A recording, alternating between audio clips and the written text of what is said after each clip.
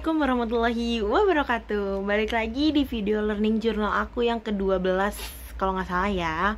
Oke semuanya, aku mau nanya nih, kamu pernah nggak sih baca sesuatu yang kamu kira tuh berita, tapi nyatanya itu tuh isinya penuh opini? Atau mungkin sebaliknya, yang kamu pikir itu artikel opini, ternyata malah laporan peristiwa.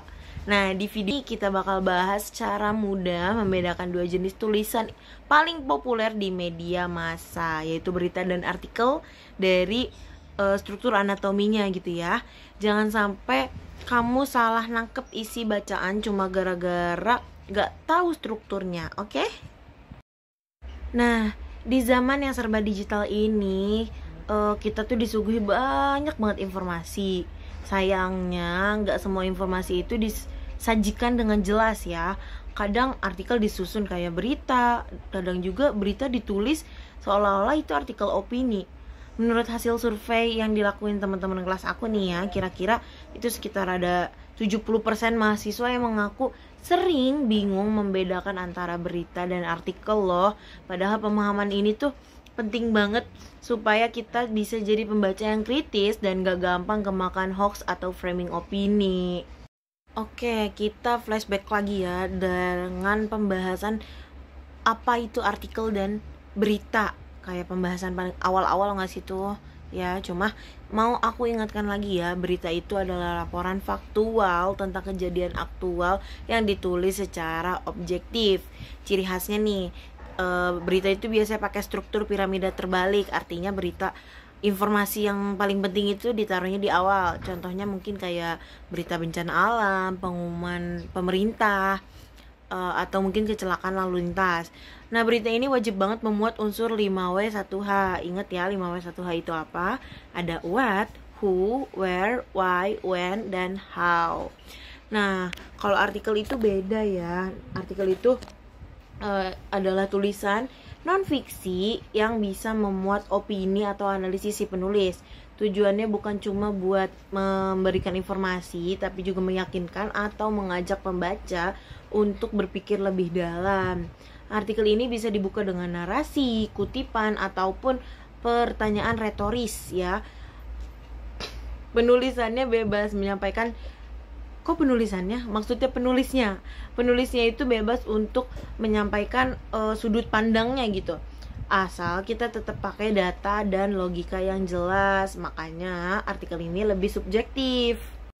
Nah, sekarang kita bedah masing-masing anatomi dari berita dan artikel ini ya. Ya, ada artikel, ada anatomi berita. Yang pertama ini anatomi berita, ada judul atau headline. Isinya tuh harus singkat, jelas, dan langsung ke poin penting. Jadi nggak bertele-tele gitu buat bikin judulnya ya. Lalu yang kedua itu lead atau teras berita, yang bisa berisi informasi paling esensial. Biasanya tuh menjawab dari si 5W1H tadi ya.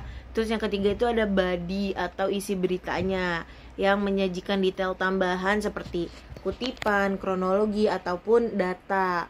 Lalu yang keempat ini ada penutup. Penutup itu kayak sebagai pelengkap atau info minor dari lainnya gitu ya. Yang kelima ini sumber beritanya harus kredibel nih dan bisa diverifikasi. Lalu yang keenam itu visual. Misalnya kayak foto atau video yang makin umum digunain di berita digital kayak zaman sekarang ini. Lalu yang selanjutnya ini ada anatomi dari artikel sendiri. Nah, anatomi dari artikel yang pertama ini sama ya, kayak berita, pasti harus ada judul. Nah, judul ini bisa bikin kreatif, provokatif, atau bisa pakai kiasan ya. Lalu yang kedua itu ada pembuka. Pembuka tuh bukan cuma info penting, tapi bisa ada narasi atau refleksinya gitu. Lalu yang ketiga itu isi utamanya nih. Nah, disinilah nih argumen dan sudut pandang dari penulis itu dikembangkan. Lalu yang keempat ada kesimpulan, bisa berupa ajakan, refleksi, atau juga saran. Lalu yang kelima ini ada identitas penulis. Nah, biasanya itu sering dicantumkan ya kalau untuk identitas penulis, apalagi di rubrik opini. Lalu yang keenam ini ada resi, bisa data, kutipan, atau teori yang mendukung argumen. Terus kenapa sih ini ya masih banyak banget orang yang ketuker antara artikel dan berita. Mungkin ini ada beberapa alasannya ya. Kayak ada literasi media yang masih rendah ya. Banyak banget pembaca yang nggak tahu struktur atau tujuan dari tulisan itu. Terus ada juga judul clickbait, bikin artikel kelihatan kayak berita.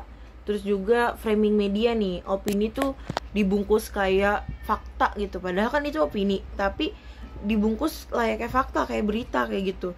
Terus yang keempat, selanjutnya ya, keempat atau berapa tadi ya, itu ada media sosial yang memunculkan semua jenis konten secara acak dan algoritmik. Akibatnya apa? Opini bisa dipercaya seolah-olah itu fakta, padahal belum tentu benar, ya kan?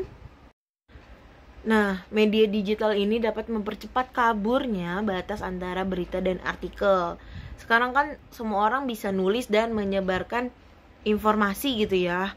Ada blog, vlog, konten-konten TikTok, atau bahkan caption panjang di Instagram itu bisa mengandung opini yang disangka berita.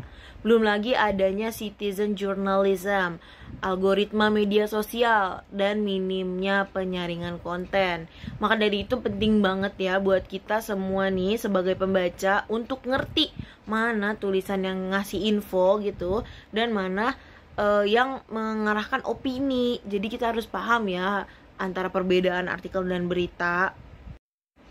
Oke, sekarang kita jadi tahu kan ya apa bedanya artikel dan berita ini melalui anatominya. Jadi jangan sampai salah tafsir lagi, oke? Jadilah pembaca yang cerdas dan kritis. Gunain pengetahuan ini untuk memilih informasi agar kita nggak mudah termakan hoax atau framing-framing yang menyesatkan gitu.